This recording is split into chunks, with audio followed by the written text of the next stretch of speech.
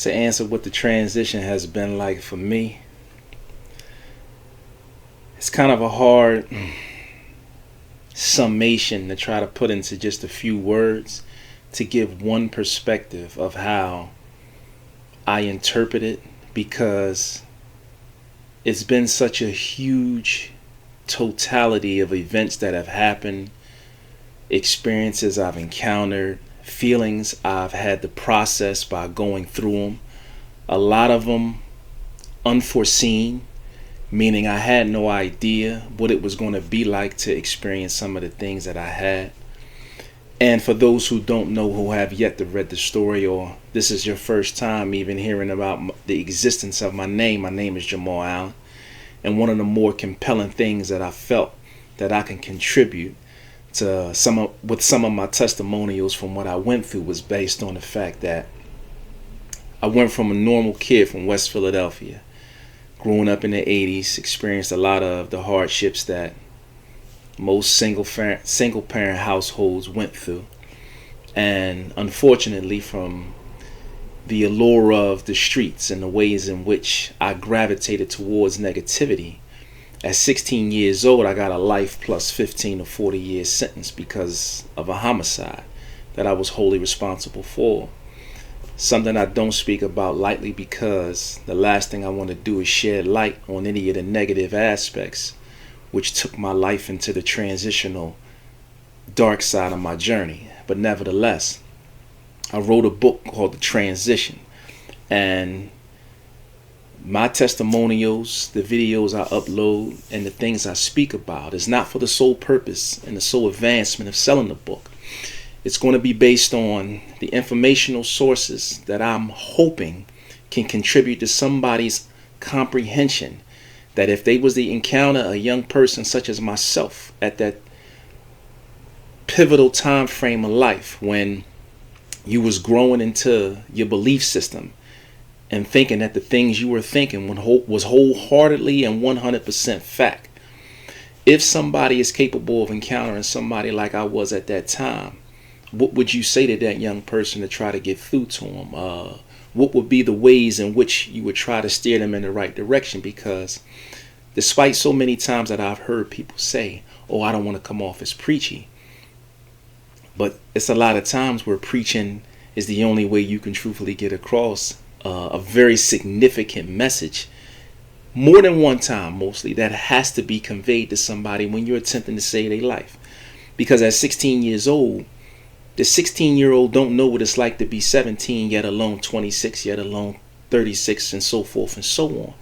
They only know what it's like to be at that particular time. And for a person such as myself, I was very hard-headed, I was very stubborn, and I did not know I was hard-headed and stubborn. I did not know any of my deficiencies or defects, which led to me making certain decisions that wasn't for the greater good of my own personal gain. So at 16 years old, I committed a homicide, and through that homicide, I not only influenced and impacted the lives negatively of any and everybody I knew, but my one and only brother got caught up in the homicide, not from an agreed upon conspiracy to go along with his desired plan of something he was supposed to do, and facilitation of us executing any plans in regard to this homicide. But in due time, I'm hoping to go on to explain how his role just as my brother led him to making certain decisions that got him caught up in what had become the system, whereas here it is that I'm free 30 plus years after the homicide actually happened, and my brother's still serving a life sentence because I got convicted as the principal. I got convicted of first degree homicide. I had to go back to court to face the death penalty. The jury found that they found not enough willingness to give me the death penalty, so I was given a life sentence, and I was then given 15 to 40 more years in addition to the life sentence. Whereas my brother was convicted as a conspirator to my plans. And based on that conspiracy in the state of Pennsylvania, he was given a life without parole sentence as well for second degree murder, which at one point in time, second degree murder was a less severe offense than first degree murder, But in all actuality and through application, second degree murder seen no distinction when you are sentenced to serve the rest of your natural life behind prisons until you die. Whereas first degree murder, you were sentenced to do the same thing. It's just that the only difference was you had to go back to court to see if the jury was going to decide to give you the death penalty or not.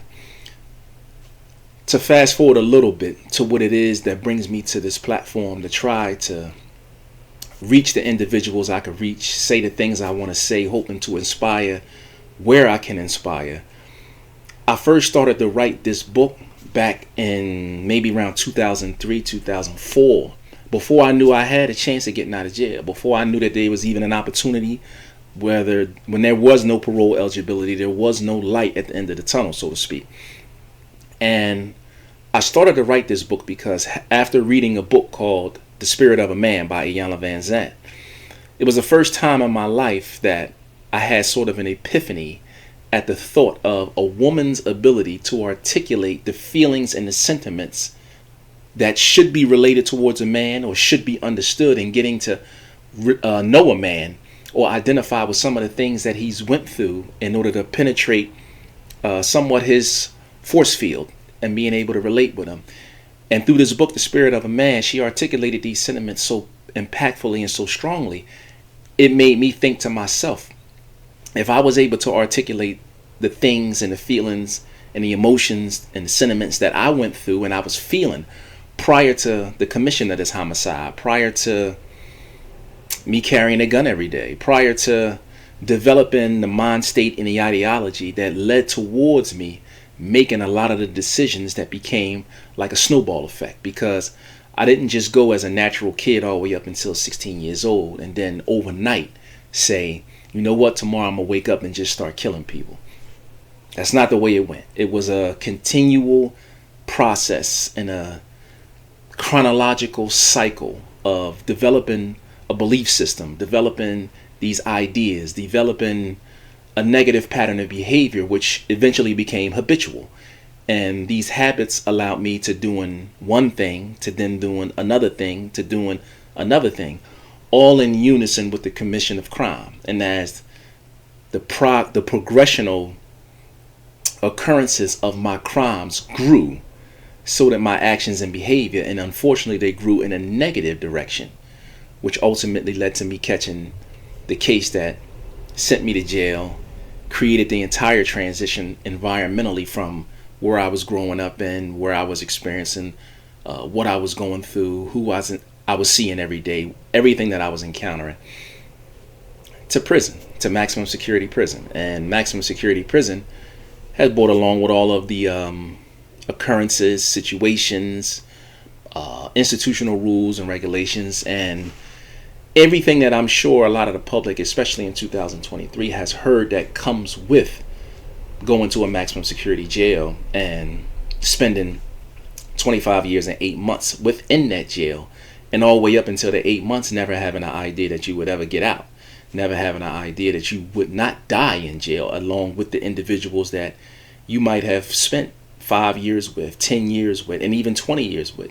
And you might have seen them die. You might have seen their family give up on them. You might have seen them go from being your perception of a stand-up guy to a homosexual. Your perception of a stand-up guy to a mentally insane person. And I don't say this to offend mentally insane. I don't say this to offend homosexuals. Your choice, your preference. No harm, no foul, and that's not what I'm speaking about. I'm speaking about when a person might have conducted themselves for 10 or 20 years or more, professing as if this lifestyle, this belief system, this pattern of behavior is not theirs. Whereas over months, weeks, times, or years, you watch them adapt a pattern of behavior and or a belief system that they once said wasn't theirs. They once proclaimed was the last thing they would do, they would never do, and then become that. So it's not looked upon negatively from guys like myself and guys that believe the ideology that we embrace, that being that way is what makes you negative. It's that when you professed for however long that you embody certain ideologies, certain principles, certain standards, that's what you believe to be true. And yet and still, overnight, for whatever reason, which most cases inside the penitentiary became the ongoing desire to feel love, the ongoing desire to feel affection, the ongoing desire to feel sometimes even a human touch.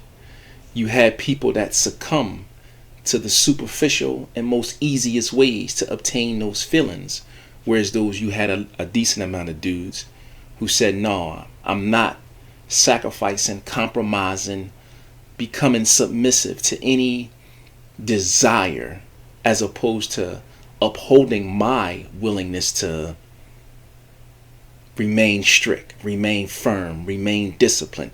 And lo and behold, go without, simply because I'd rather die to what my definition was an honorable individual. But I'm getting sidetracked. To not get sidetracked, to not be able to speak about that subject in a later term, or to more elaboration under a different context, I will do so at that time. Primarily right now, it's a beginning introduction of who I am. And as I said, one of the biggest springboards of going off of who I am was what took me to prison at 16 years old, what held me there for 25 years and 8 months, and then ultimately what actually freed me to then begin a life out here that I began before I got here, having no idea I would get here, but then getting here and actualizing what life became for me, putting into practice, putting into play, discovering what life was. That transition is what I intend to share. So for me, the transition began from kid to criminal, from criminal to prison, from prison to education, and from being educated to receiving the blessing of obtaining my freedom. And upon obtaining my freedom, which at that point was kind of like the lottery for me, man. It was the goal. It was nothing was more special, nothing was more impactful, nothing was more influential, and nothing was more rewarding than obtaining my freedom just in and of itself. Meaning just walking outside of the prison on October 8th, 2018, inhaling the air, having the barbed wire fence behind me, having the ability to see for as far as I could see, but not seeing razor wire fences, not seeing perimeter guard trucks circling, not seeing guard towers.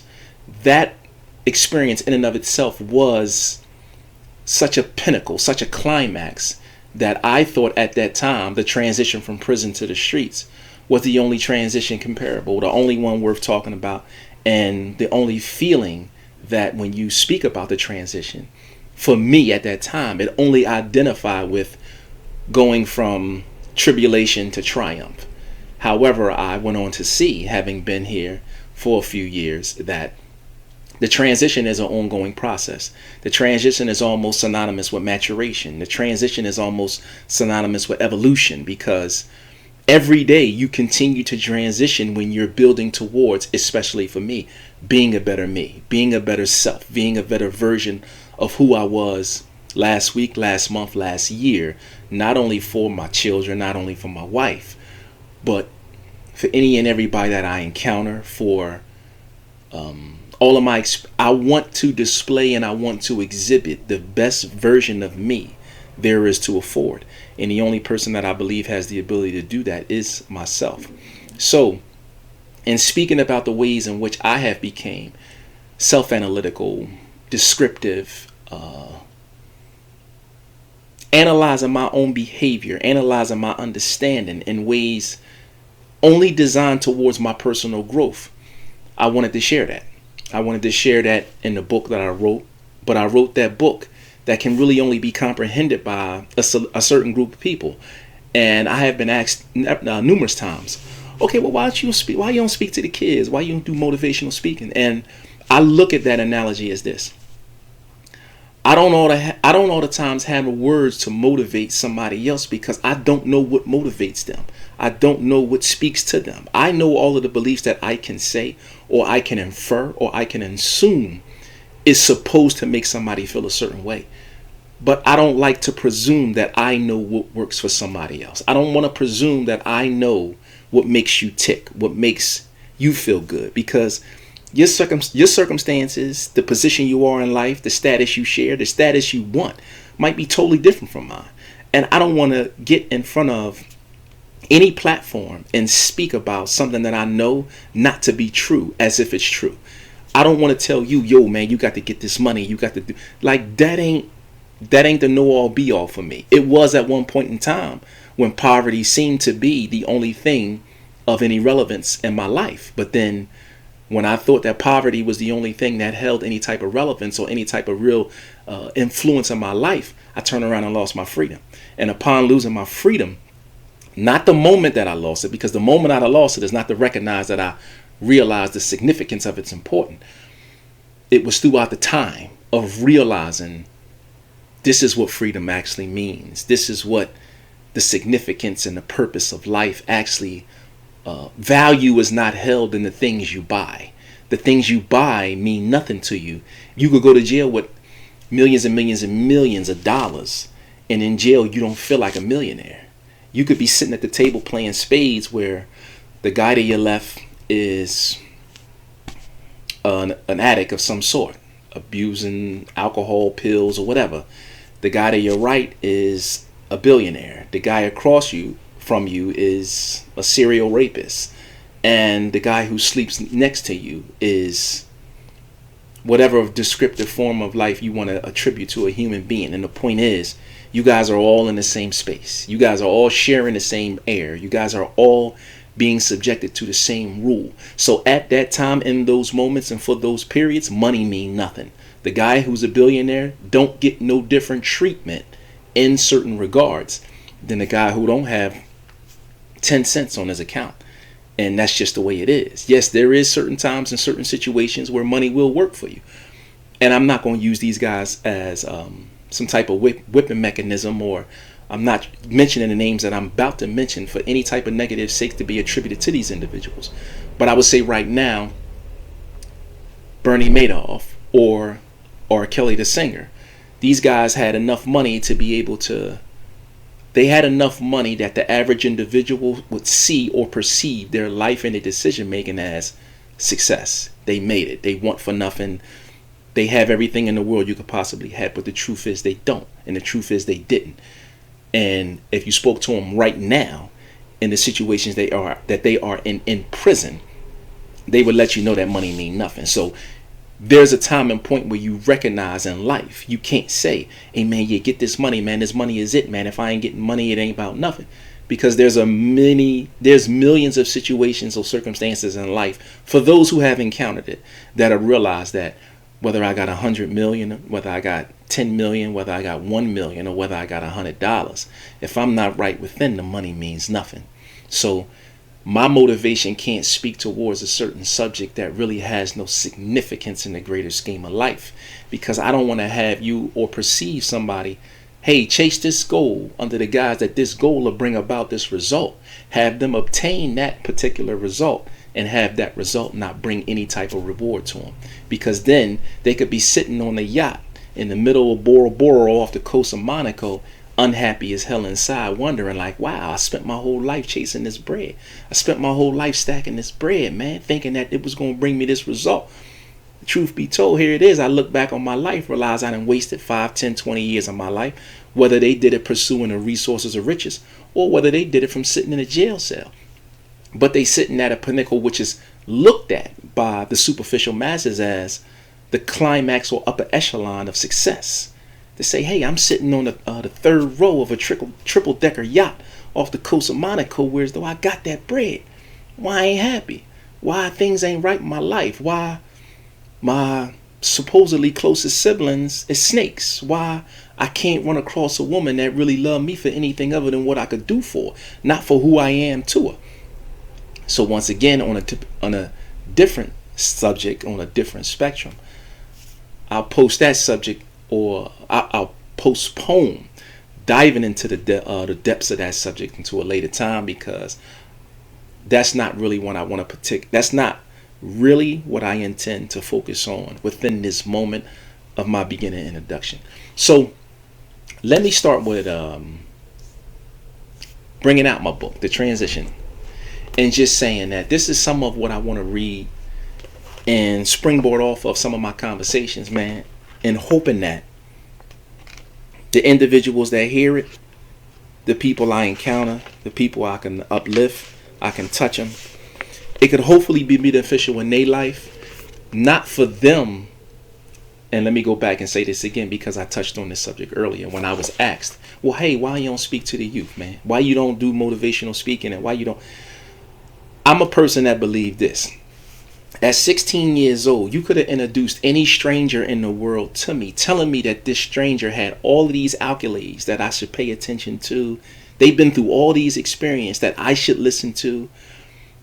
But I wouldn't have processed that in a way that allowed me to say, well, hey, let me stop everything I'm doing, tune into this stranger, and believe that everything this stranger is about to say out his mouth means that much to me. I wouldn't have interpreted like that, because the stranger was a stranger. If the stranger had all the money in the world, I would have been impressed that they had the money. But I wouldn't have followed the stranger's statements, because in my mind, unless I'm about to rob this stranger, or unless we gonna find a way, unless his stranger is telling me a way that I can get everything that he got, I'm like, man, what you telling me for, man? I hear what you saying, but that's your life. That ain't my life. That ain't everything you saying. You going home to your reality, and I'm going home to mine, and ours is separate ways. So for ours to be separate ways, everything you about to say to me, although I appreciate it, although it's it might be 100% correct, but it's going to be incapable of penetrating the generational gap in the ways in which people perceive somebody of my background, my experience, my knowledge could just open my mouth and get through to a person that they don't know, a person that they have no real experiences or connection with, other than the fact of using words to say, hey man, I went through this. You should listen to me because I went through this, and I don't want you to go through that. Now, don't get me wrong. Out of a stadium of 100 people, there might be a handful that grasp the message. And I'm not saying that there's no shortcut or guaranteed way that one man could reach 100 people all the time in every situation. But what I'm saying is, this is my belief system. It's more impactful for me to give my testimonial and my words and my experiences to any and everybody who's capable of comprehending them. So more likely than not, those individuals are not going to be the youth per se. It's going to be late teens, early 20s, early 30s, and beyond. Meaning the aunts, the uncles, the cousins, the clergymen, the friends, the neighbors, the relatives, the brothers, the sisters. You know the individuals that y'all encounter that need this game. You know the individuals who need this help, who need this tutelage. If you are close to them, then they are looking at you. If you have the information, then you could give it to them. If you have the resource, which is the information, you could give it to them. A child listens to whoever they close with. I've heard numerous times that they say, a young girl's first love is her father. A young man's first love is his mother. First and foremost, those individuals who are the prime figure in raising that child, they're the ones the child going to listen to. They might not listen to it the way and at the time you think they will listen to it, but everything they learned from the individual closest to them. They learned it from the individual raising them. If the individual had a cigarette dangling from their lips as they told the kid, hey, listen, man, you shouldn't smoke. This ain't right. Right then and there, a kid could even choose to say, hey, man, I'm not going to smoke because such and such told me not to smoke. Or they could choose to say, like I was, how the fuck you going to tell me not to smoke with a cigarette dangling from your lips? I'm supposed to listen to that? I'm supposed to listen to you tell me not to smoke if you got a cigarette dangling from your motherfucking lips? Obviously, it's good enough for you, so why it ain't good enough for me? My interpretation looked at it like, you trying to tell me to do something that you ain't even willing to do yourself, so why the fuck am I going to listen to you? Whereas the individuals that's capable of exhibiting, exemplifying, and demonstrating correct behavior, those individuals can reach every young individual, because the young individual wouldn't make it to where they are in life if it wasn't for somebody cultivating them. They can't do it on their own. If a child is born in the middle of the jungle and there's nobody there to raise it, it's not going to survive. It can't feed itself. It can't nurture itself. It can't teach itself. You can't learn from nothing. A person on a deserted island at 0 years old will never make it to be 3 and 4 and 5 and 6 and 7, because you can't do it on your own. You are the product of what it is you are influenced by, what it is you're exposed to, and what it is you experience. So as I say that, I'm saying, I'll tie it all the way back around to say this. It is the adults, it is the knowledgeable individuals' responsibilities to digest this information, to then afford it to those that they recognize are in need of it. And that's the reason that I offer it. So with that being said, I want to go to what is the preface of the transition and read this about. It says, around 8 years before I knew my life would change for the better, I sat in a cell wondering what could have prevented me from being in the position I was in. Upon questioning when I first began making decisions leading me in the direction of prison, I kept going as far within my memory that my mind would go. So the idea that I started writing this book was that I wondered if there could have been a book that my mother or someone who cared about me could have read, to possibly have identified with the type of individual they seen me becoming, to then possibly intervene and change the course that my life wound up going in. What would that book be? And that was its transition. Writing about my history started easily, but didn't last long, because in the midst of my reality, all I felt was anger for being in prison for the rest of my life. I stopped writing because I couldn't find myself coming up with anything but questions as to how my life resulted with the same sorrowful answer I came up with. 8 years after that, my life changed drastically for the better. And as much as I wanted to write about it, I knew that in so many ways my life was just beginning.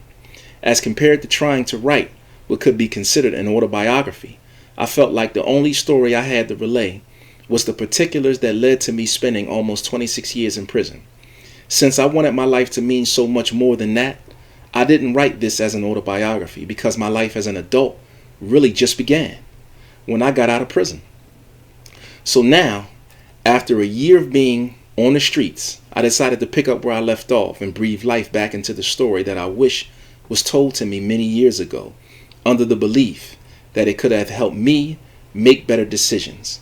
With that in mind, the clarity of my now will try to interpret what led to my then. So I say that to say, that's what made me write the transition. That's what made me sit down and say, hey man, let me start sharing my thoughts. Let me go back in time to figure out, why did I start doing that? Why did I start thinking like that? What made me even venture into that realm? Because for the longest time, I was a simple kid, man. I played with G.I. Joes. I played with my Legos. I rode my little bike. I didn't really have a care in the world. But then it came a time where I did have a care in the world. It came a time where I did want shit. It came a time where I did become rebellious. I did become a liar. And that behavior evolved, not to me superficially becoming a bad dude, because there was a lot of individuals that when, if they knew me in the streets, they knew what I was into. They were well aware of. They was aware because I had a car at 15, 16 years old. They knew that I sold drugs. They knew that I carried guns. But the average assessment of my behavior, I wasn't what I consider, or what Phillies consider, was a Brody boy. I wasn't a bad guy. I wasn't a stick-up boy. I wasn't outwardly aggressive to be one of the guys that was looked at like a quote-unquote thug. I was a guy that went to school. I was a guy that was very respectful. I was a guy that exhibited manners. And most people didn't foresee that same individual that I just described, he was a cold-blooded killer, because I would have killed for the smallest of reasons. I did bust my gun for the most minuscule and minute purposes. And it led to me being where I was at, because I didn't realize that my behavior was reprehensible. I didn't realize it was unconscionable. I didn't realize it was self-centered. I didn't realize it only considered me. It only considered how I felt. So that behavior led me to a walking death sentence. Throughout that walking death sentence, I encountered and experienced so much and so many scenarios and hardships that made me say at one point, I need to try to write something to get through to people outside that can possibly get through to the young people that was like me, to stop them from wasting their whole life, stop them from throwing their life away, stop them from idolizing stupid shit, to then turn around and make stupid decisions. So I started writing. I started writing based upon my recollection. Why did I do this at that time? Why did I think that was cool? What made me look at that like that? How did I come to perceive life like that? From asking those analytical questions, I came up with a lot of the scenarios and answers. Coming up with that helped me understand me. But in being honest about my transcription, it weighed on my mind so heavily because I was still doing life. So as I was writing chapter after chapter, portion after portion, the weight of me writing what looked like my own eulogy, it emotionally overwhelmed me to the point that I had to stop writing because I couldn't continue with the book. It was killing me. I couldn't keep going. So I put the story down. And after putting that story down, I picked up fiction writing. I started writing fiction because it helped me creatively. It helped me think about things outside of jail. It helped me think about perspectives, characters, reality. It helped me use my imagination. And I used my imagination in a way that it really took me outside the environment. So with that, I started writing fiction. I wrote fiction all the way up until a few years following, which was 2012, where I learned, hey man, you might have had an opportunity to be resentenced. And upon realizing I was going to have an opportunity to be resentenced, it was like, okay, well, upon being resentenced, you might get out of jail. If you get out of jail, you going to do this, you want to do this, you finally get the chance to see that. It was the euphoria of thinking that things, this hardship, this horror, this nightmare, and really just this dark room, it's about to have some light in it. So now thinking that it's going to have some light in it, my mind now reverted back to the transition. Write about what it was like, man. Identify them subjects. Go back and touch base on those subjects and bring them to the light for people that need to know. They need to hear it, because there was no stronger reality of identifying with the struggle while I was still in the struggle.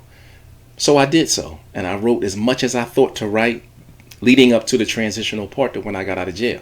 And when I got out of jail, as much as I wanted to just sit right down and write, I had so much. I came right home to two 13-month-old twins and a 10-year-old that I had made when I was in jail, all with my lovely wife who rode with me for 14 years before she knew I ever had a chance to get out of jail. I met her in 2004 from a letter. And from her writing me a letter, she rode with me all the way up until 2018 and when I got out of jail. But I'm going to go back real fast to touch on what brought about the transition to fruition. I came home, and I came home to saying, the only thing I left jail with was a net bag. I had my pictures in it. I had a box of pictures. No letters, no cards, no TV, no slippers, no shower, nothing. No cosmetic, nothing. I just had pictures because I was like, in my mind, I didn't need nothing else. All I needed to do was go home to my woman, my children, and I would figure everything else out. So upon doing that, I had already sent all my written materials out. I sent a lot of my drawings out. I sent a lot of my writings out, my fictions that I spoke of earlier. So when I sent that out, I knew all that was at the house. And I was kind of, anxious to get to the writing, but for everybody that know that had kids, yet alone had twins, 13 months, 2 different sleep schedules, 2 different birthdays, 2 different personalities. Last thing I could do was sit down and write. I had to change diapers. I had to help feedings. I had to help them walk. I had to wash. I had life's responsibilities, and now being a father didn't allow me to write. So once again, I'm going to postpone the subject of that just to touch on the fact of what got me to rewriting the transition.